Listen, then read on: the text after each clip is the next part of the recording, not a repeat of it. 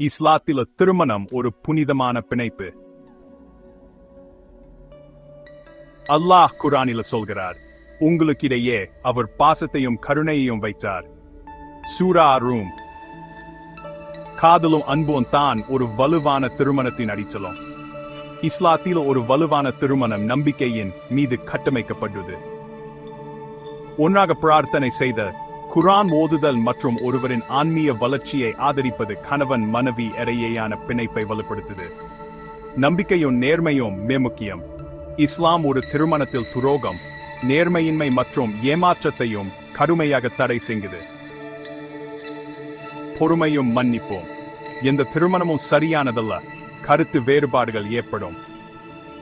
நபி முஹம்மது அவர்கள் கூறினார்கள், உங்களில சிறந்தவர்கள் தங்கள் மனைவியரிடம் சிறந்தவர்கள்.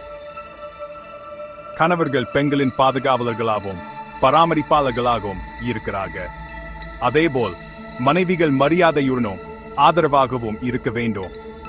இந்த அழகான பிணைப்பை போற்றுவோம். அன்பும் மரியாதையும் சமநிலையும் நிறைந்த ஒரு திருமணத்துக்காக பாடுபடுவோம்.